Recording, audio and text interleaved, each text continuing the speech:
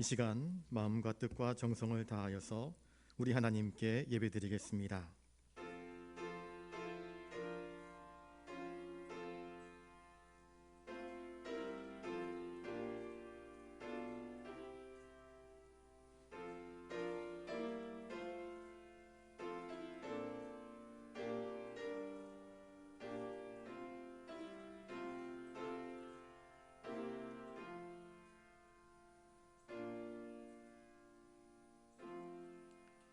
온 땅이여 여호와께 즐거운 찬송을 부를지어다. 기쁨으로 여호와를 섬기며 노래하면서 그의 앞에 나아갈지어다. 여호와가 우리 하나님이신 줄 너희는 알지어다. 그는 우리를 지으신 이요 우리는 그의 것이니 그의 백성이요 그의 기르시는 양이로다. 거룩하신 아버지 하나님, 주일 이후 3일 동안도 저희들의 삶을 지켜주시고 오늘 수요기도회로 모여 하나님께 나와 엎드려 경배하며 주님의 이름을 찬송케 하여 주시오니 감사를 드립니다. 오늘은 대통령 선거를 하는 날입니다. 이 선거를 통하여서 이 땅 위에 하나님의 공의가 온전히 이루어질 수 있도록 이 나라 이 백성들 가운데에 은총을 허락하여 주시옵시고, 이 예배의 행위를 통하여서 주님 홀로 영광받아 주시옵소서. 모든 것 주님께 찬송과 영광 올려드리오며 존귀하신 예수님의 이름으로 기원하옵나이다. 아멘. 찬송가 366장 부르신 후에 주혜련 권사님 기도하시겠습니다.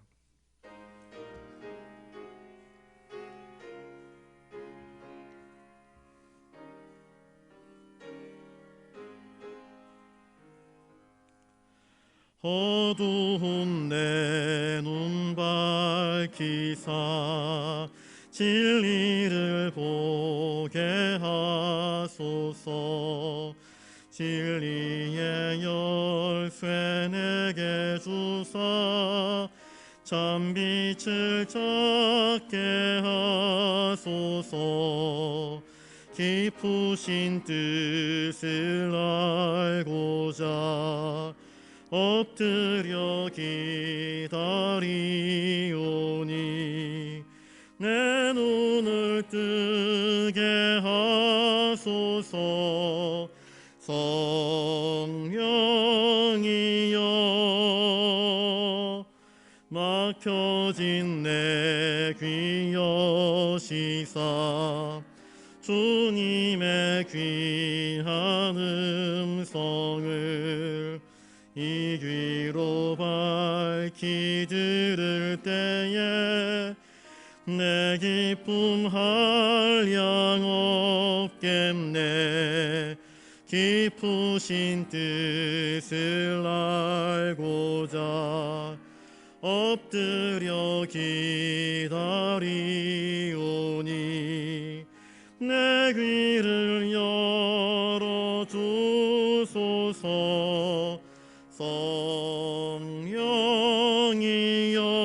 성령이여 봉해진 내 입 여시사 복음을 널리 전하고 차가운 내 맘 녹여주사 사랑을 하게 하소서. 깊으신 뜻을 알고자 엎드려 기다리오니 내 입을 열어주소서. 성령이여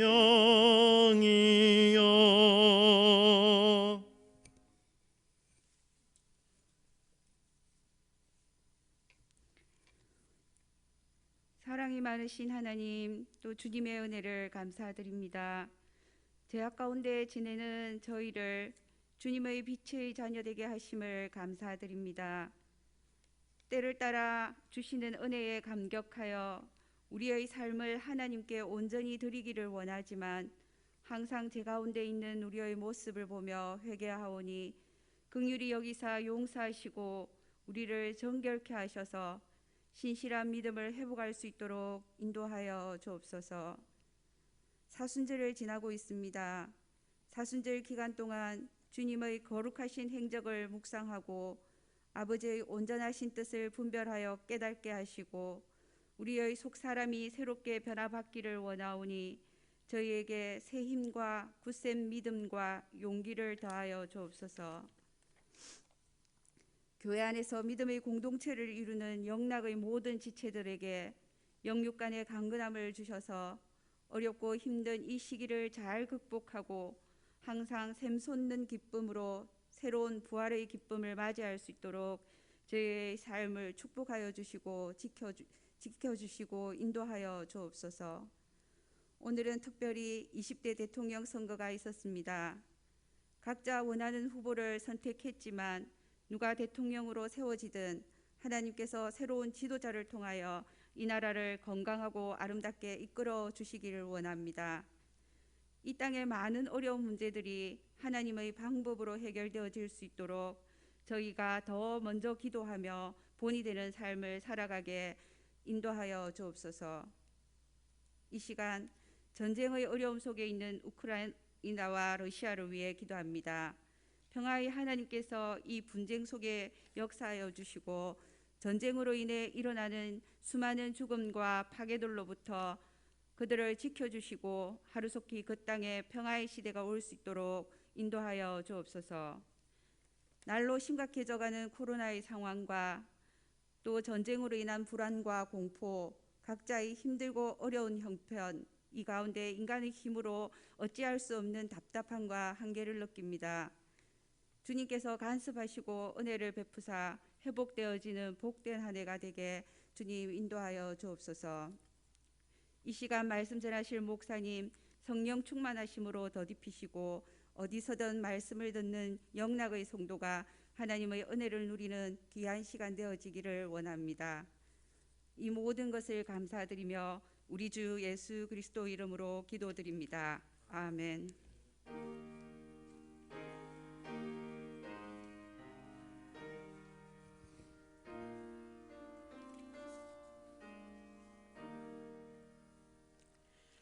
이 시간 하나님께서 우리에게 주시는 말씀은 신약성경 요한복음 16장 25절부터 27절까지입니다. 요한복음 16장 25절부터 27절까지 말씀, 우리 한 목소리로 말씀을 같이 읽겠습니다. 이것을 비유로 너희에게 일렀거니와 때가 이르면 다시는 비유로 너희에게 이르지 않고 아버지에 대한 것을 밝히 이르리라. 그날에 너희가 내 이름으로 구할 것이요 내가 너희를 위하여 아버지께 구하겠다 하는 말이 아니니 이는 너희가 나를 사랑하고 또 내가 하나님께로부터 온 줄 믿었으므로 아버지께서 친히 너를 사랑하심이라. 아멘. 이 시간 옆에 분들과 인사를 나누겠습니다. 더욱 주님만 바라봅시다. 우크라이나와 러시아의 전쟁, 또 오늘도 코로나 확진자가 34만 명이 되었다 하는 소식들, 또 대통령 선거가 지금 확진자 선거가 계속해서 진행되고 있는 가운데 있는데 들려오는 소식들이 우리들의 마음을 기쁘게 하는 소식들보다 어둑어둑하게 하고 또 참 불안하게 만드는 요소들이 너무나 많은 것 같습니다. 이 어두움 때에 오직 빛 되시는 주님, 우리의 유일한 소망 되시는 주님을 바라보고 의지하는 것밖에 우리가 이 어둠을 뚫고 나갈 수 있는 길이 아닌가 싶습니다. 그 믿음으로 저와 여러분들이 승리할 수 있게 되기를 바랍니다. 우리 25절 말씀을 한번 같이 읽어보겠습니다. 25절입니다. 시작.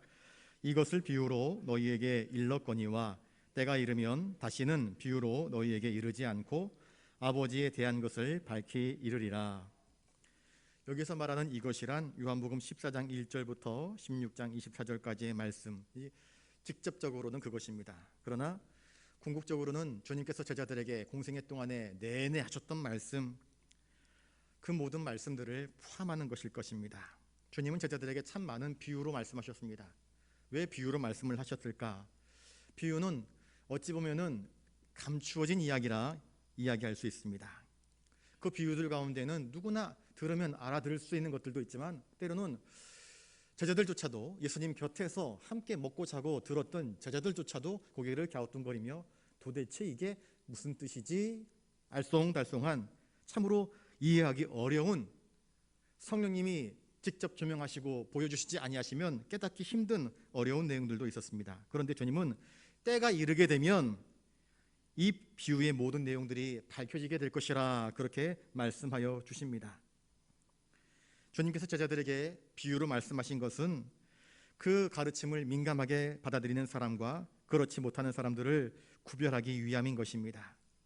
또한 비유로 말씀하시면서 제자들에게 말씀하신 것은 제자들의 시선이 너무나 세상적인 것, 세속적인 것, 육신의 것들을 추구하는 그런 안목에서 벗어나 하늘에 속한 것들, 비밀에 속한 것들, 구원에 속한 것들을 바라보게 하시고 또 깨닫게 하시기 위함인 것임을 우리는 알 수 있습니다. 예수님의 말씀은 인봉한 책과도 같습니다. 책은 주어졌는데 그 책을 제대로 이해하지 못하는 사람들이 있습니다. 부모님이 자식들에게 이야기합니다. 자녀들에게 이야기합니다. 열심히 공부해라 그러는데 자녀들은 그것을 듣기를 잔소리로 듣습니다. 어머니의 사랑의 말씀, 아버지의 경험의 말씀, 삶에서 우러나온 진득한 그 말씀을 그저 귀찮은 말, 나를 힘들게 하는 말, 어머니 아버지는 나를 못 잡아먹어서 난리야. 나는 맨날 밖에 나가서 놀고 싶고 컴퓨터 게임하고 싶고 친구들이랑 어울리고 싶은데 왜 맨날 공부만 하라고 하는지 어우 지긋지긋해 라고 이야기를 하지요. 그리고 점점 성장해서 자기가 청년이 되고 어른이 되고 어느덧 부모가 되면 왜 부모님이 그때 그렇게 말씀하셨는지 그 비밀들을 비로소 이해하게 됩니다. 아무리 말해도 알아듣지 못하는 사람들과 같은 이 어리석은 제자들이 있습니다. 그러나 주님은 제자들이 마땅히 들어야 할 생명에 있는 말씀, 제자들이 들어야 할 거룩한 말씀들을 전하시고 또 증거하십니다. 때가 이르면 다시는 비유로 너희에게 이르지 않게 될 것이라. 예수님은 이제 십자가에 못 박히시게 될 것입니다. 장사됩니다. 죽으신다는 것입니다. 제자들은 낙심할 것입니다. 절망할 것입니다. 인생을 다 산 것처럼 포기하게 될 것입니다.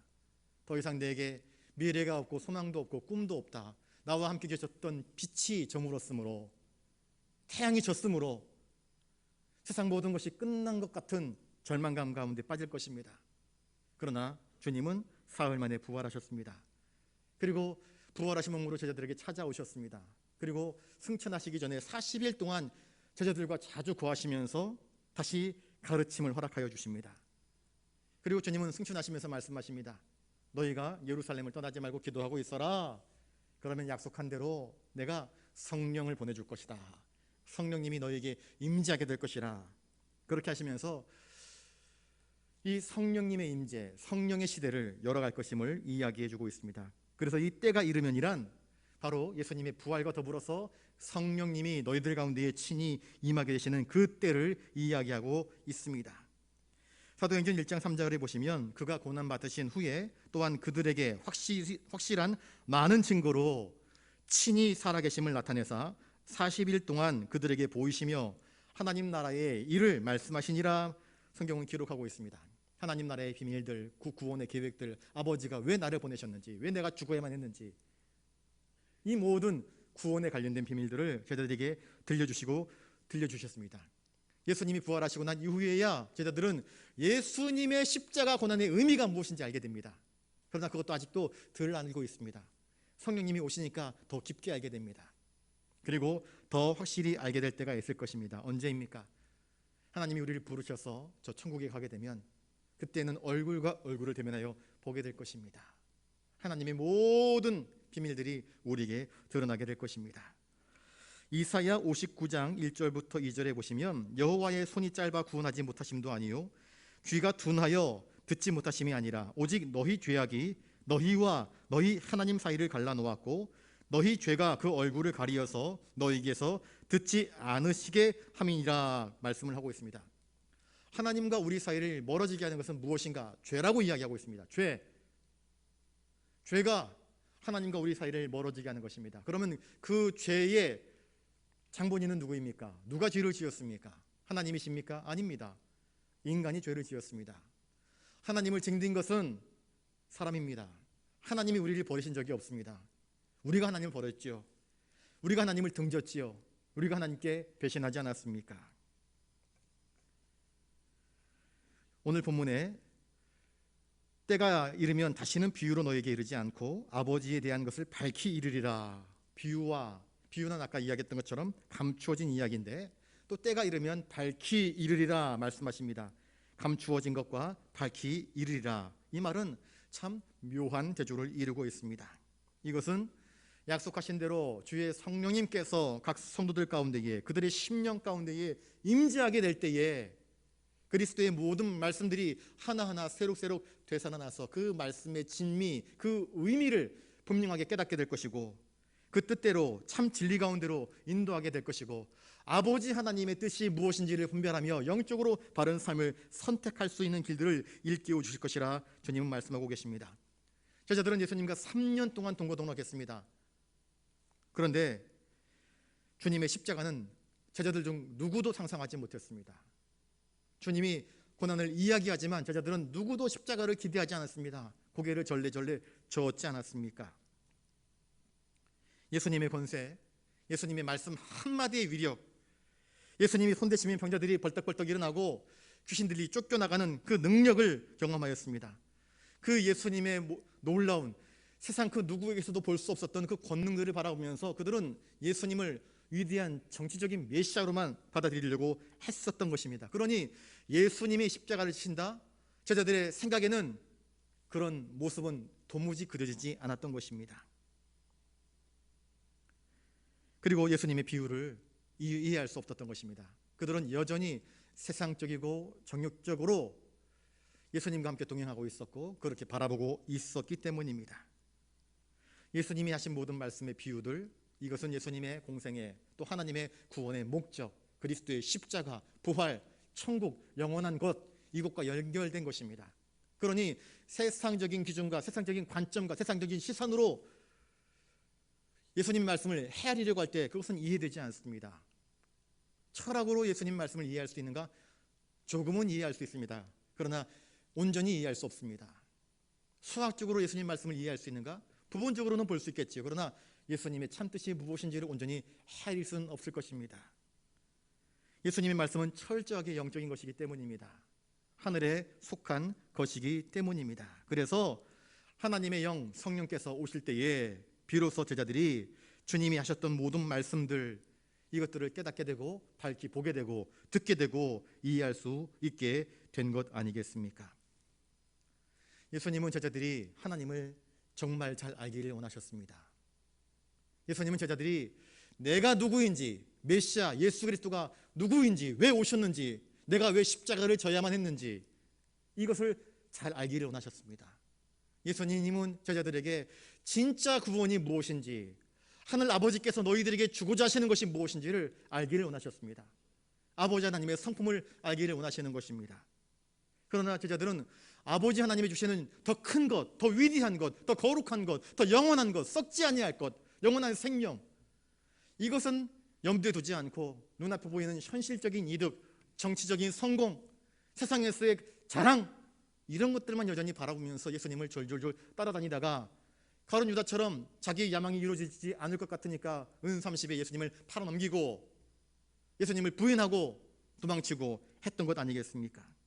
여러분, 우리는 우리가 믿는 하나님을 얼마나 잘 알고 있습니까? 하나님이 누구신지 우리는 어떻게 고백하고 있습니까? 하나님은 우리에게 말씀하십니다. 너희가 여호와를 알라, 힘써 여호와를 알라 말씀하십니다. 그런데 우리는 하나님을 알기를 대충 합니다. 하나님을 알기보다 세상의 것을 더 알기를 원합니다. 세상의 화려한 스펙들을 알기를 원합니다. 어디에 투자하면 대박이 나는지 그런 것들을 알기를 원합니다. 어디에 줄을 대면 내가 승승장구할 수 있을지 그것만을 알기를 원합니다. 더 거룩한 것, 더 영원한 것, 하나님이 우리에게 주시고자 하시는 그것을 알기를 원하는 사람이 너무나 적은 것입니다. 우리는 우리가 믿는 하나님을 얼마나 잘 알고 있습니까? 하나님의 신실하심, 그 무한하신 긍휼과 자비, 그 성품을 우리는 얼마나 잘 알고 있습니까? 우리는 하나님의 전능을 참으로 확신하고 있습니까? 전능하신 하나님을 온전히 신뢰하십니까? 성도들은 예수 안에서 성령님의 은총으로 말미암아 비로소 하나님을 알게 될 것임을 주님은 우리에게 말씀하고 계십니다. 여러분, 기도할 때 응답받습니다. 또 기도할 때 성령님이 우리 가운데 임재하십니다. 기도할 때 하나님의 뜻을 알게 되는 것입니다. 기도할 때 하나님께서 우리를 부르시는 음성을 듣게 되는 것입니다. 그러므로 기도하라, 기도하라 성경은 우리에게 자주 말씀하시는 것입니다. 예수님은 제자들이 하나님을 온전히 알기를 원하셨습니다. 그래서 예루살렘 떠나지 말고 내가 너희에게 약속한 대로 기도해라, 기도해라 부탁하고 고민하셨던 것입니다. 그럴 때에 주의 성령이 임할 때에 너희들이 보지 못했던 것들을 보게 될 것이고 깨닫지 못했던 것들을 깨닫게 될 것이고 성령께서 친히 너희들의 삶을 주장하시고 인도하시고 깨닫게 하셔서 하나님의 거룩한 비밀들을 보게 될 것이고 하나님의 시선으로 세상을 바라보게 될 것이고 너희들의 인생관과 가치관과 또 미래관이 바뀌게 될 것이라 주님은 말씀해 주고 계십니다. 사울이었던 바울이 사울이었을 때에 다메섹 도상에서 예수를 만나지 않습니까? 아나니아가 와서 그의 머리 위에 안수할 때에 그의 눈을 만지면서 안수할 때에 그의 눈에서 비늘 같은 것이 떨어졌다 이야기를 하고 있습니다. 그가 빛을 보았을 때에 눈이 멀어버립니다. 거대한 빛이신 주님 만나보게 될 때에 그 빛 앞에서 그는 시력을 잃어버리고 말았습니다. 그리고 주님은 새로운 시력을 허락해 주십니다. 이전의 시력, 이전의 시선, 이전의 가치관, 이전의 세계관, 이전의 역사관, 이전의 세상에서의 성공 그 기준들이 다 허물어지고 주님 안에서 새로운 세계, 영원한 세계, 저 천국 하늘의 비밀을 보게 된 자로서 이제는 자신이 여태까지 움켜쥐어왔던 모든 것들을 다 배설물처럼 던져버리고 주님의 영광을 위하여서 다른 가치관과 다른 기준, 다른 세계관을 가지고 인생을 살아가지 않습니까? 주님은 이처럼 우리 눈에서 비늘 같은 것이 떨어져서 주님의 거룩한 것들을 바라보면서 믿음으로 살게 되기를 원하시는 것입니다. 우리 26절 말씀을 같이 한번 읽겠습니다. 26절 시작. 그날에 너희가 내 이름으로 구할 것이요 내가 너희를 위하여 아버지께 구하겠다 하는 말이 아니니 성령님이 임하시면 히브리서 7장 24절 말씀에 예수는 영원히 계심으로 그 제사장 직분도 갈리지 아니하느니라. 또 25절에 그러므로 자기를 힘입어 하나님께 나아가는 자들을 온전히 구원하실 수 있으니 이는 그가 항상 살아계셔서 그들을 위하여 간구하심이라. 예수님이 히브리서에서는요 우리의 영원한 중보자로 우리의 영원한 대제사장으로서 하나님과 우리 사이를 중보하는 대언자로서 그렇게 표현되고 있습니다. 주님은 우리의 중보자이십니다. 우리의 대언자이십니다. 주님은 이제 중보자인 나의 이름을 힘입어 아버지께 기도하라 그렇게 부탁하고 또 명령하고 계십니다. 여러분 그전까지도 이스라엘 백성들은 대제사장 앞에 나아가서 제물을 바치면서 기도를 드렸습니다. 자기 죄를 속해달라고 이야기했습니다. 예수의 이름을 힘입어 기도하지 않았습니다. 그런데 이제 예수님은 제자들에게 이제부터는 너희들이 내 이름으로 하늘 아버지께 간구하라 그렇게 말씀하십니다. 예수님께서 십자가를 지시고 마침내 구속의 사역을 온전히 감당하시고 난 이후에 성소에 지성소에 휘장이 위에서 아래로부터 찢어지게 되었고 이제는 누구나 믿음의 사람들이 온전한 거룩한 대제사장 예수 그리스도의 이름을 힘입어 왕같은 제사장이 되어서 하나님께 나아가 엎드려 기도하고 간구할 수 있는 은혜를 입게 되지 않았습니까? 그날에 예수님께서 이 십자가 대속의 이 모든 은혜를 이루는 그날에 너희가 내 이름으로 구하게 될 것이라 주님은 약속하여 주셨습니다. 그리고 그것이 실제로 이루어지게 되었던 것입니다. 내가 너희를 위하여 아버지께 구하겠다는 말이 아니니 로마서 8장 34절에 성경은 이렇게 이야기합니다. 누가 정죄하리요 죽으실 뿐 아니라 다시 살아나신 이는 그리스도 예수시니 그는 하나님 우편에 계신 자요 우리를 위하여 간구하시는 자시니라. 히브리서 9장 25절부터 28절에 대제사장이 해마다 다른 것의 피로써 성소에 들어가는 것 같이 자주 자기를 드리려고 아니하실지니 그리하면 그가 세상을 창조한 때부터 자주 고난을 받았어야 할 것이로되 이제 자기를 단번에 제물로 드려 죄를 없이 하시려고 세상 끝에 나타나셨느니라. 한번 죽는 것은 사람에게 정해진 것이요 그 후에는 심판이 있으리니 이와 같이 그리스도도 많은 사람의 죄를 담당하시려고 단번에 드린 바 되셨고 구원에 이르게 하기 위하여 죄와 상관없이 자기를 바라는 자들에게 두 번째 나타나시리라 말씀하고 계십니다. 여러분 우리는 이제 예수 그리스도의 이름을 힘입어 우리의 중보자, 우리의 대언자 되시는 예수 그리스도의 이름을 힘입어 아버지께 기도할 수 있습니다. 너희가 내 이름으로 구해라 주님 말씀하십니다. 구하라는 것은 기도하라는 뜻입니다. 내 이름으로. 여러분, 하나님은 우리와 멀리 동떨어져 계신 분이 아니십니다.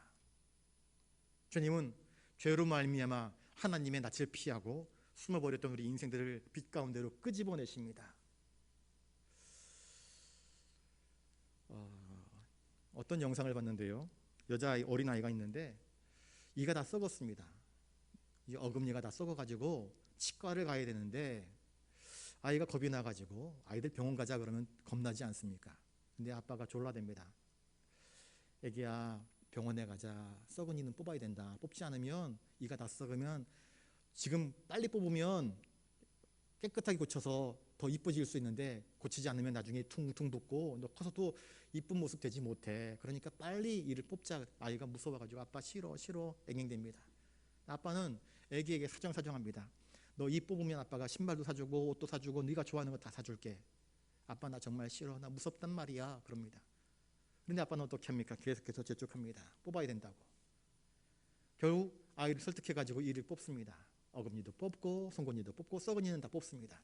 한 번 더 뽑아야 된다고 합니다. 아이가 눈물을 찔끔찔끔 흘리는데 아버지가 약속대로 신발도 사주고 옷도 사주고 그러니까 다음에 또 와서 한 번만 더 뽑으면 된다 그러니까 아이가 네 그렇게 할게요 합니다.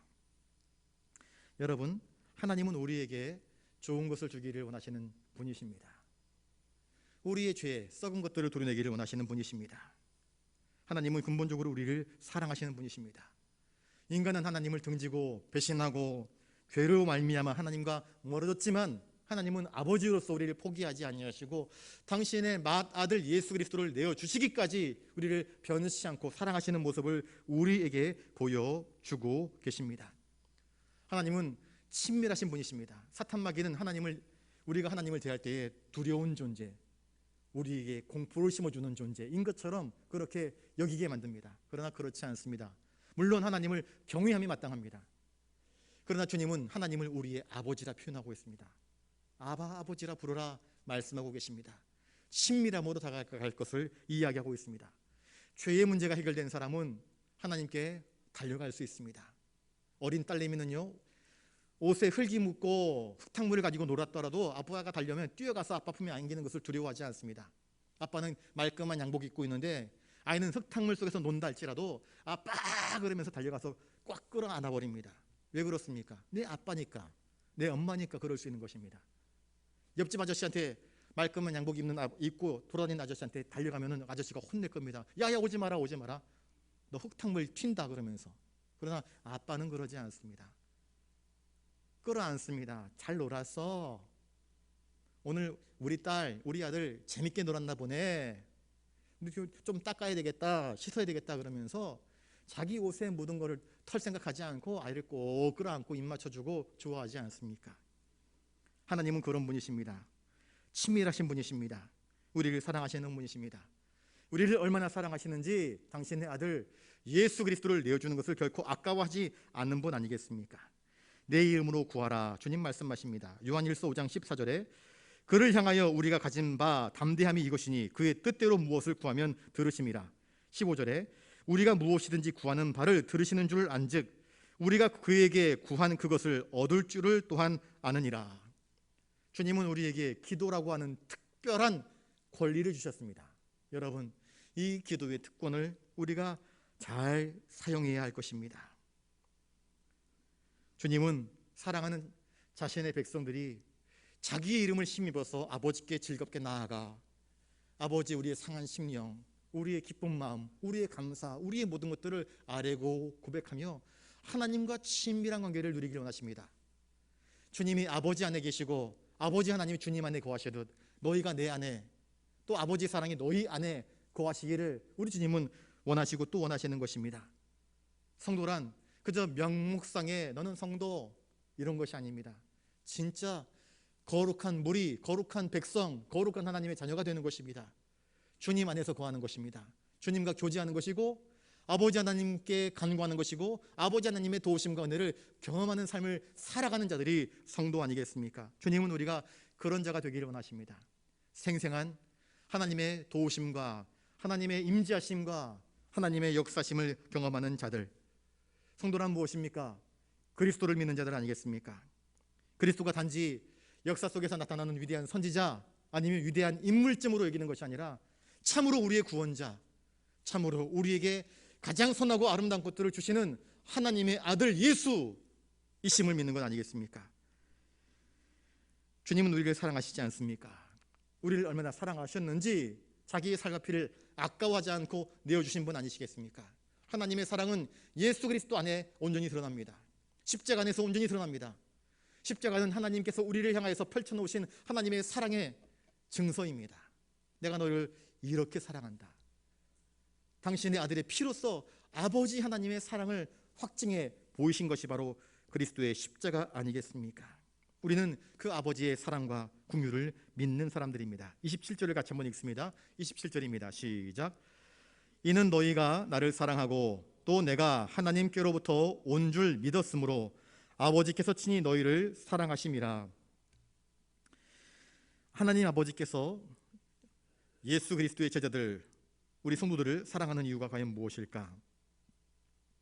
이는 너희가 나를 사랑하고 또 내가 하나님께로부터 온 줄 믿었기 때문이라 그렇게 말씀을 하고 있습니다. 성도의 성도됨, 이것은 사랑과 믿음이라는 두 단어로 표현되고 있습니다. 제자들은 예수 그리스도께서 하나님이 보내신 독생 성자 메시아이심을 믿었습니다. 믿었기에 주님을 사랑했습니다. 주님을 사랑하기에 또한 주님을 믿는 것입니다.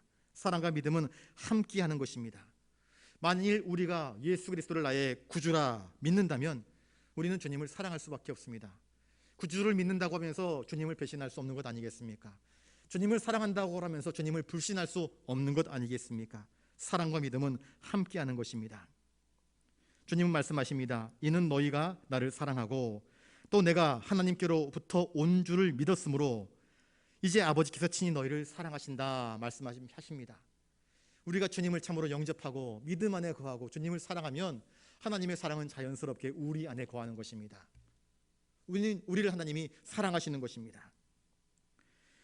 이것을 바라볼 때 하나님을 어렵게 까다롭게 생각하는 우리들에게 주님은 너무나 귀한 교훈을 주십니다.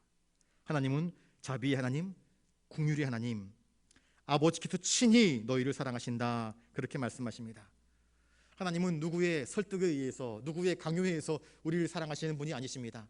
친히 우리가 하나님을 알기 전부터 사랑하기 전부터 주님 제가 주님을 사랑합니다라고 고백하기 전부터 하나님은 우리들보다 앞서서 먼저 우리를 사랑하셨고 사랑하시고 사랑하실 분이시라는 것을 주님은 우리에게 이야기해 주고 계십니다. 요한복음 14장 23절에 나를 사랑하지 아니하는 자는 내 말을 지키지 아니하나니 너희가 듣는 말은 내 말이 아니요 나를 보내신 아버지의 말씀이니라. 주님은 말씀하십니다. 주님의 말씀을 믿는 자들, 주님 말씀을 지키는 자들은 주님을 사랑하는 자들이요 또한 주님을 보내신 아버지를 믿는 것이고 아버지를 사랑하는 자들임을 이야기하고 있습니다. 우리가 주님 안에 거하면 주님이 내 안에 거하시면 열매를 맺는다 말씀하십니다. 내가 주님을 사랑하면 나는 하나님을 사랑하는 것입니다. 내가 주님을 믿으면 그를 보내신 아버지를 믿는 것입니다. 그러면 아버지가 나를 믿어주고 아버지가 나를 사랑하고 아버지가 나를 책임지고 아버지가 나를 인도하고 아버지가 나를 영원한 천국으로 이끄실 것임을 이야기하고 있습니다. 바울은 이렇게 이야기하지 않습니까? 로마서 8장 39절에 다른 아무 피조물이라도 우리를 우리 주 그리스도 예수 안에 있는 하나님의 사랑에서 끊을 수 없다 그렇게 이야기를 하고 있습니다. 하나님의 사랑은 끈끈합니다. 하나님의 사랑은 그 어떤 피조물, 그 어떤 권세, 그 어떤 군사도 끊어낼 수 없는 특별한 사랑임을 이야기하고 있습니다. 우리는 예수 그리스도를 통해서 예수 그리스도 안에서 하나님 아버지와 특별한 관계, 곧 사랑의 관계를 맺고 있는 성도들인 것을 기억하실 수 있기를 바랍니다. 한번 옆에 분들과 인사를 나누겠습니다. 하나님께서 친히 당신을 사랑하십니다. 네. 하나님께서 친히 기꺼이 기뻐하시면서 여러분들을 사랑하십니다. 하나님이 나를 사랑하신다. 하나님이 이것이 얼마나 우리에게 큰 힘이 됩니까? 얼마나 우리에게 큰 위로가 됩니까? 하나님이 나와 함께 하신다 하니까 여호수아가 두려워하지 않고 가나안 땅을 점령하지 나가지 않습니까? 하나님이 나와 함께 하신다라는 확신이 있으니까 다윗이 두려워하지 않고 골리앗을 향해서 나갈 수 있었던 것 아니겠습니까? 하나님이 나를 사랑하신다라는 확신이 있을 때에 세상의 어떤 골리앗들도 두렵지 않습니다. 세상의 어떤 바로와 군대들도 두렵지 않습니다. 왜? 하나님이 그것들보다 더 크시고 그것들보다 더 위대하시며 모든 악한 것들 사이에서 나를 건져주실 전능하신 하나님이심을 알고 믿고 사랑하기에 두려울 것이 없는 것 아니겠습니까? 그 하나님이 친히 우리를 사랑하십니다. 그 증거로 예수 그리스도를 우리에게 보내주셨습니다. 우리는 하나님 아버지와 특별한 사랑의 관계를 맺고 있는 자들입니다. 그 하나님이 아들 예수 그리스도를 통하여서 우리에게 이렇게 말씀하십니다. 이제부터 예수의 이름으로 아버지께 구해라. 아버지께 친밀함으로 나아가라. 마치 자식이 아버지에게 어머니에게 쪼르르 달려가서 고백하는 것처럼 간구하는 것처럼 너희의 필요와 간구와 기도의 제목들을 아뢰어라. 하나님이 들으신다. 하나님은 너희를 사랑하신다. 주님이 우리에게 말씀하고 계십니다. 그 은혜를 입는 저와 여러분들 되시기를 바랍니다. 기도하겠습니다. 거룩하신 아버지 하나님, 그날에 너희가 내 이름으로 구할 것이요 주님 말씀하셨습니다. 주님께서 하나님께서 맡기신 대속의 모든 사역들을 감당하고 난 이후 저 지성수의 휘장이 위에서부터 아래로 찢어지고 이제부터는 누구나 왕같은 대제사장이 되어서 거룩하신 예수 그리스도의 이름을 힘입어 아버지께 간구할 수 있는 특별한 권리를 주셨습니다. 하나님, 이 놀라운 기도의 권리를 잘 사용하여 늘 아버지 품반에 거하게 하시고 아버지의 뜻을 구하게 하시고 아버지의 나라와 의를 구하는 우리 모두가 되게 하여 주시옵소서. 감사를 드리오며 존귀하신 예수님 이름으로 기도드리옵나이다. 아멘. 찬송가 368장 찬양하시겠습니다.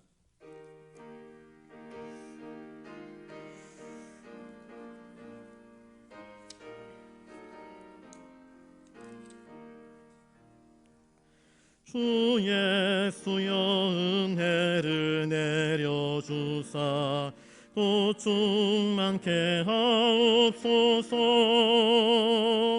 이 주이고 목마른 나의 맘에 주 성령을 부소서. 주 예수여 충만한 은혜 내 영혼에 부소서. 주 예수만 나의 힘 되고 내 만족함 됩니다. 주 예수여 죄에서 풀어주사 날 정결케 하옵소서. 이 세상의 유혹이 나의 맘에 뜸 못하게 하옵소서. 주 예수여 충만한 은혜 내 영혼에 부소서. 주 예수만 나의 힘 되고 내 만족함 됩니다. 옛 야곱이 천사와 씨름하던 그 믿음을 주옵소서.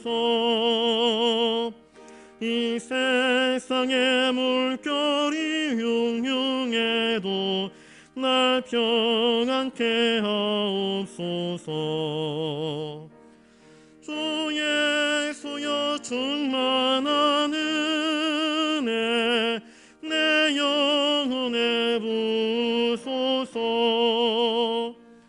주 예수만 나의 힘 되고 내 만족함 됩니다. 주 예수여 완전한 주의 사랑 나 받기를 원합니다. 그 사랑이 내 맘에 충만하여 날 기쁘게 하옵소서. 예수여 충만한 은혜 내 영혼에 부소서. 주 예수만 나의 힘 되고 내 만족함 됩니다. 내 마음에 임하신 주의 성령 늘 계실 줄 믿습니다.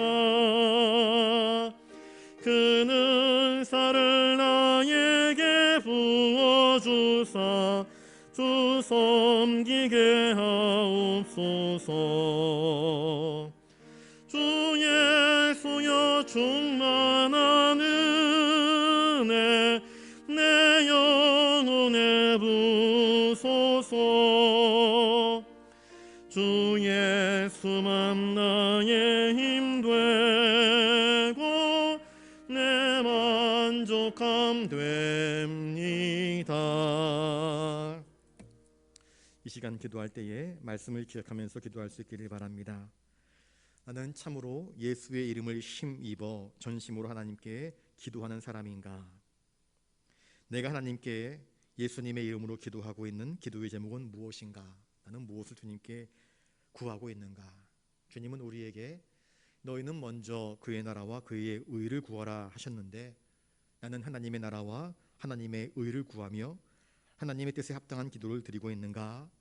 우리 자신을 살피실 수 있기를 바랍니다. 나는 참으로 예수님을 사랑하고 예수님을 믿으며 하나님이 기뻐하시는 대로 살아가고 있는가? 이 땅에 오신 주님, 특별히 이 사순절 절기를 맞이해서 우리가 주님을 바라볼 때에 주님은 철저하게 하나님을 사랑하고 우리를 사랑하여서 하나님이 기뻐하시는 뜻대로 말씀대로 순종하는 삶을 보이셨습니다. 하나님, 나의 삶도 말씀대로 하나님의 뜻에 순종하는 삶을 살게 해주십시오. 기도하는 자가 되게 하십시오. 그래서 하나님이 기뻐하시는 뜻대로 하나님의 나라와 의를 구하는 일에 충성하며 헌신할 수 있는 나의 생애가 될 수 있게 해달라고 우리 이 시간 한 2, 3분 정도 같이 기도하는 시간 갖도록 하겠습니다. 기도하겠습니다. 거룩하신 아버지 하나님, 참으로 감사를 드립니다. 주님께서 그날에 너희가 내 이름으로 구할 것이라 말씀을 하였는데 주님, 우리가 거룩하신 예수 그리스도의 이름을 힘입어 하늘 아버지께 온전히 간구하고 있는지, 혹시 나의 삶이 영적으로 너무나 게으르고 무능하여서 주님께서 우리에게 허락하신 기도의 권능을 하나님께 나타내지 못하고 안타까운 상황이 발생하여도 사울왕 시대의 백성들처럼 꼬리를 감추고 숨기에 구급한 어리석은 삶을 살고 있지는 않는지 돌아봅니다. 주여, 예수 그리스도의 이름을 힘입어 하나님의 사랑을 확신하며 하나님이 내 기도에 응답하심을 신뢰하며 주 예수 그리스도의 이름을 힘입어 아버지의 나라와 의를 구할 수 있도록 주여 우리의 기도 위에 역사하여 주시옵소서. 참으로 주님을 사랑하며 전능하신 하나님을 의지하며 신뢰하며 믿음으로 간구하는 우리들의 기도가 되게 하여 주시옵시고 우리들의 영적 생활이 될 수 있도록 주여 은총을 허락하여 주시옵소서. 원래 우리 교회가 기도하는 교회, 응답받는 교회, 성령 충만한 교회가 되기를 원하옵나이다. 하나님, 한 사람 한 사람이 기도하는 성도가 되게 하시고 기도할 때마다 우리에게 응답하시는 하나님의 음성을 듣게 하시고 또한 성령 충만함을 경험함으로 하나님께 영광 돌리는 복 있는 자의 삶, 능력 있는 자의 삶 되게 하여 주시옵소서. 사순절 절기를 저희들이 맞이하였습니다. 이 사순절 절기에 우리 위에 이 땅 위에 오신, 우리 대신 십자가를 지신, 우리를 살리시고자 우리 대신 매맞으신 그 주님의 사랑, 그 헌신, 그 충성, 아버지 하나님의 영광을 위하여서 묵묵히 순종하셨던 그 걸음걸음을 우리가 본받게 하여 주시옵소서. 나의 십자가를 지고 기꺼이 주님을 따르게 하여 주시옵소서. 하나님이 기뻐하시는 뜻대로 온전히 순종하셨던 예수님처럼 우리도 순종하는 삶을 살게 하여 주시옵소서. 하나님의 사랑 안에 머무는 자가 되게 하여 주시옵시고 하나님의 뜻을 온전히 우리의 삶을 통하여서 순종으로 이루어내는 우리가 될 수 있도록 주여 도우시고 인도하여 주시옵소서. 우리 부산 영락의 모든 믿음의 권속들을 주님 지키시고 인도하여 주시옵소서. 주여 도와 주시옵소서.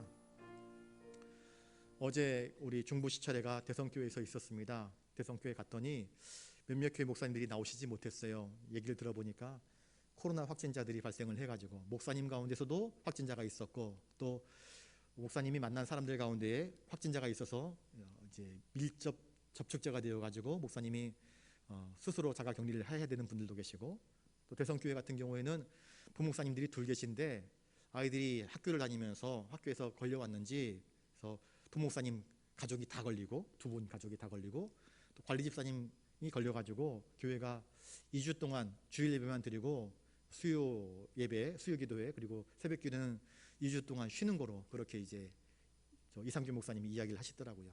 확진자들이 그만큼 많아지고 있습니다. 오늘 34만, 또 오늘 뉴스를 보니까 3월 말 4월 초가 아마 정점이 될 것이다 그러는데 얼마나 더 많은 확진자들이 나올지 모르겠습니다. 오늘까지 뉴스를 보니까 520만이 넘더라고요. 그러니까 대한민국 인구가 5,100만 정도 되는데 10분의 1이 걸린 겁니다. 10명 중에 한 사람이 걸린 겁니다. 이제 조금 지나면 10명 중에 2명, 10명 중에 3명이 될지도 모르겠습니다. 아무튼 정점을 찍고 이제 내려가야 할 터인데 지금 세계에서 우리나라가 확진자가 제일 많이 발생을 하고 있습니다. 1등이 돼버렸습니다. 좋지 못한 것에 1등이 되어버렸는데 문제는 이제 의료기관에서 더 이상 이걸 커버할 수 있는 능력이 사라져버린 것입니다. 요양병원에서 환자들이 있는데 중환자들이 있어도 어느 병원에서도 그거를 어떻게 대처할 수 있는 그런 능력을 지금 잃어버리고 있습니다. 이게 문제인 것입니다. 여러분 위해서 기도해 주시기 바랍니다. 건강한 사람들은 며칠 앓고 나면 버틴다 이야기하는데 연로하신 어르신들 또 요양병원에 계신 분들은 이미 기력이 많이 쇠하신 분들 아니겠습니까? 그분들에게 이게 걸리게 되면 참 감당이 안 섭니다. 어제 뉴스를 보니까 요양병원에서 확진자가 발생을 해가지고 이제 확진자가 발생을 하게 되면 그걸 다 정리를 해야 될 텐데 그게 안 됩니다. 그 병원에 와서 그 환자들을 보호해줄 그 간호사들이 없습니다. 대체할 수 있는 인원들이 없습니다. 그래서 확진자가 되었음에도 불구하고 그 요양병원에 계신 분들을 돌볼 수밖에 없는 현실적인 고충을 이야기하는 병원 원장님의 이야기를 뉴스를 통해서 들었습니다. 너무나 안타까운 현실이 아닐 수 없습니다. 여러분 또 울진 또 강원도 지역에 큰 산불이 나가지고 얼마나 많은 사람들이 집을 잃고 자신의 생애와 터전을 잃어버렸습니까? 수많은 이재민들이 발생을 했습니다. 아까 우리 조혜령 권사님 기도하셨는데 러시아가 우크라이나를 치면서 사실은 전쟁은 군인과 군인이 싸우는 것인데 군인과 군인이 싸우다가 죽으면 그것도 안타까운 일이지만 왜냐하면 내 아빠, 내 남편, 내 아들, 내 자녀가 죽는 것이기 때문입니다. 그런데 미사일이 애꿎은 아파트에 병원에 학교에 유치원에 떨어져 가지고 전쟁과 아무런 상관이 없는 시민들이 어린 아이들이 죽어나가는 것을 뉴스를 통해서 보지 않습니까? 너무나 안타까운 일입니다. 속상한 일입니다. 전쟁이 빨리 그쳐야 됩니다. 왜 그런가? 우크라이나 지난번에도 말씀을 드렸다시피 밀과 보리의 아주 곡창지대입니다. 벌써 하반기에 밀가루 값이 폭등하면서 쌀값 이제 라면값 오른다 그러지 빵값 오른다 그러고 있습니다. 러시아 이제 경제 조치를 취해 가지고 러시아산 우리가 수출 못하게 되어 있지 않습니까? 러시아로부터 우리가 받는 것들이 참 많이 있는데 그것들이 다 차단되면서 세계 경제 자체가 지금 휘청휘청하고 있습니다. 한번 큰 쓰나미가 일어난 것입니다. 이게 어떤 여파로 밀어닥칠지 모릅니다. 국제 유가가 지금 치솟고 있습니다. 빨리 이 전쟁의 문제가 해결되지 않으면 그 쓰나미의 여파가 어떻게 우리 백성들에게 영향을 미칠지 아무도 지금 예상하지 못하고 있는 상황 가운데 있습니다. 여러분 이것이 속히 종식될 수 있도록 여러분들이 위해서 기도해 주시기 바랍니다. 남의 나라가 문제가 아닙니다. 바로 우리가 당할 수 있는 고난이기도 하기 때문입니다. 우크라이나 백성들이 속히 자기 고국으로 자기 땅으로 자기 집으로 돌아갈 수 있도록 여러분들 기도해 주시길 바라고 울진 강원도 산불 우리 이재민들을 위해서 기도해 주시기 바랍니다. 어제 총회에서 또 공문이 왔습니다. 이들을 위해서 우리가 모금 운동을 해야 되지 않겠나 하는 그런 공문이 왔는데 이번 주일에는 그것을 가지고 또 헌금하는 시간을 또 가져보려고 합니다. 오늘 또 대통령 선거가 있습니다. 내일 새벽 1시에서 2시 사이에 이제 당선자가 발표된다고 하는데 아무튼 이 선거 이후 또 다른 이런저런 문제들로 인해서 또 싸움이 불거지고 오히려 더 어지러워지지 않도록 여러분들이 기도해 주실 수 있기를 바랍니다. 깨끗하게 승복하고 또 깨끗하게 나라가 바르게 세워져 갈 수 있도록 여러분들이 기도해 주시기 바랍니다. 많은 이상한 소리들이 들리지 않습니까? 부정선거에 관련된 소식들도 막 보지 않습니까? 어찌되었든지 간에 이것들을 통해서 더 국민들이 쪼개어지고 나누어지고 그렇게 되면 우리나라의 미래가 참 걱정되지 않을 수 없습니다. 위에서 더 많이 기도해 주시기 바랍니다. 모든 것들이 하나님의 뜻 안에서 선하게 이루어질 수 있도록 기도해 주시기 바라고요. 선교의 현장을 위해서도 기도해 주시기 바랍니다. 케냐에 이승일 선교사님 계시는데 거기도 지난 겨울에 코로나에 걸렸다가 온 가족이, 거기는 뭐 병원도 별로 없기 때문에 그저 약 먹고 견뎌서 이제는 회복되었다라고 이야기를 합니다. 선교의 현장에 계시는 우리 선교사님들 위해서도 기도해 주시길 바라고요. 또 우리 믿음의 권속들을 위해서 여러분들 기도해 주시기 바라고, 또 여러분들 가지고 나오신 기도의 제목들을 놓고 이 시간 우리 한 3, 4분 정도 우리 마지막으로 한 번 더 기도하는 시간 갖도록 하겠습니다. 기도하겠습니다. 거룩하신 아버지 하나님, 참으로 감사를 드립니다. 저희들이 수요 기도회로 모여서 이 시간 하나님 앞에 엎드려 기도합니다. 하나님, 코로나 변이 바이러스인 오미크론이 급속도로 확진자가 증가하면서 많은 어려움들이 있습니다. 어제 시찰을 했는데 우리 인근의 교회들이 확진자가 발생하여서 또 심지어 목사님까지도 확진이 되어서 교회가 멈추어서고 예배가 멈추어서고 기도가 멈추어서는 안타까운 일들이 발생을 하였습니다. 우리 대한민국에 5,100만이 있는데 그 중에 520만이 확진자라는 안타까운 통계를 바라봅니다. 대한민국 국민 중 10명 중에 1명이 이 코로나로 인해서 고통당하고 있습니다. 하나님, 언제까지 우리가 이 코로나 역병으로 인해서 고통을 당해야 할지 하나님, 끝이 보이지 않습니다. 의사들은 3월 말 4월 초가 정점이 될 것이라 이야기하지만 그것도 하나의 가정일 뿐 어떻게 될는지 아무도 예측하지 못하는 상황 가운데 있습니다. 특별히 연로하신 어르신들, 또 기저질환이 있거나 중병이 있는 사람들은 이 코로나의 위험이 그들에게 치명적인 위협이 될 수 있음을 깨닫습니다. 특별히 우리 교회는 연로하신 어르신들이 많이 계십니다. 한 사람 한 사람의 건강을 주님께서 붙들어 주시옵소서. 주님, 은총을 허락하여 주셔서 이 모든 코로나의 역병에서 잘 위기를 극복해 나갈 수 있도록 주님 은총을 허락하여 주시옵소서. 울진에서 일어난 산불이 저 강원도 속초 동해, 하나님, 그 많은 지역을 사냐와 임야를 불태우고 또 집을 불태우고 일터를 불태우는 안타까운 사건이 발생을 하였습니다. 하루아침에 모든 것을 잃어버린 이재민들, 이 추운 겨울에 어쩔 줄 몰라 하며 허탄해하며 낙심한 모습들이 있습니다.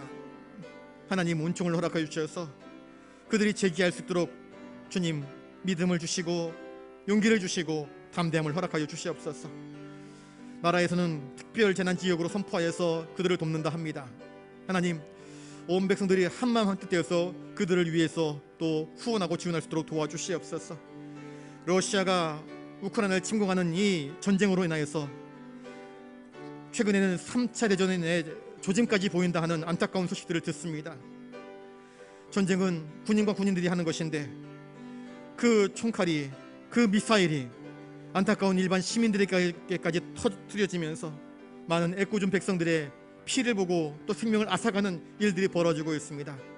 전쟁의 참화로 인하여서 집을 잃고 가정을 잃고 나라를 잃고 일터를 잃고 또 세계 무역이 흔들거리며 세계 경제가 위축되고 많은 어려움들이 예상되는 그러한 일들이 우리들 앞에 펼쳐지고 있습니다.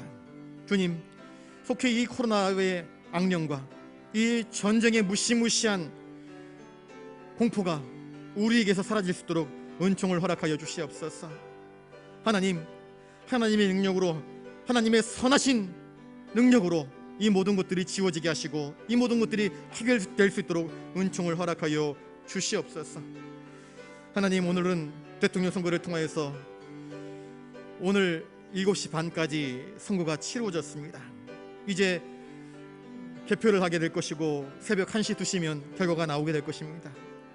하나님, 누가 당선되었든지 간에 깨끗하게 승복할 줄 알게 하시고 또 당선된 이가 정말 백성들을 두려워할 줄 알고 백성들을 위하여서, 나라를 위하여서, 다음 세대를 위하여서 바르게 진실하게 이 나라를 이끌어갈 수 있도록 주님 은총을 허락하여 주시옵소서. 사리 사욕 나타내지 않게 하여 주시옵소서. 공평과 정의로 이 나라와 이 민족을 이끌어갈 수 있도록 주님 은총을 허락하여 주시옵소서. 세계 선교의 현장 가운데도 함께하여 주시옵소서. 코로나로 인해서 많은 어려움들이 있습니다. 경제적인 어려움, 또 선교의 어려움, 또 한국교회가 여러 가지 많은 어려움으로 인해서 선교사님들에게 들어가는 재정적인 지원들이 끊어지고 있는 안타까운 일들이 발생하고 있습니다. 주님 은혜를 베풀어 주셔서 이 모든 어려움들 가운데서 넉넉히 극복할 수 있도록 은총을 더하여 주시옵소서. 오늘도 이 저녁에 여러 가지 기도의 제목들을 가지고 나와 하나님의 은혜를 구하며 엎드린 당신의 거룩한 백성들이 있습니다. 한 사람 한 사람 마음속에 깊은 상처, 깊은 고민, 아픔, 삶의 고뇌와 문제들, 세상 그 누구에게도 터놓지 못하고 오직 그리스도의 십자가 앞에 나와 주님께만 아뢰는 우리의 간절한 간구와 기도의 제목들을 들으시고 응답하여 주시옵소서. 우리의 상처를 싸매어 주시옵시고 우리의 눈물을 닦아 주시옵시고 우리의 아픈 가슴을 주님 토닥거려 주시옵시며 안아 주시옵소서. 주님 위로하여 주시옵소서. 이 모든 것들을 견디어낼 수 있도록 새 힘과 능력과 용기를 허락하여 주시옵시고 담대함을 허락하여 주시옵소서. 특별히 믿음 위에 믿음을 더하여 주시옵소서. 하늘의 평강과 위로로 우리를 붙들어 주시옵소서. 하나님, 이 사순절에 더욱더 주님만 바라봅니다. 주님만 의지합니다. 주여 우리를 도우시고 인도하여 주시옵소서. 거룩하신 주님, 참으로 감사를 드립니다. 오늘 수요기도회로 모여 주님께 엎드려 기도합니다. 하나님, 참으로 주 예수 그리스도의 이름을 힘입어 나를 사랑하시고 나를 누구보다도 더 잘 아시며 우리의 기도를 간절히 듣기 원하시는 아버지께 진실함으로 간구하며 기도하는 백성들 되게 하여 주시옵소서. 주님, 우리나라가 코로나 확진자가 벌써 520만이 되었습니다. 이 코로나의 악령이 언제까지 우리를 괴롭힐지 아무도 예측하지 못하는 가운데 있습니다. 주님, 속히 이 길고 긴 어둠의 터널이 지나갈 수 있도록 도와주시옵소서. 러시아 우크라이나 간의 전쟁이 벌어져서 안타까운 생명들을 잃고 이것이 제3차 세계대전의 조짐까지 보이고 있다 하는 안타까운 소식들이 들려옵니다.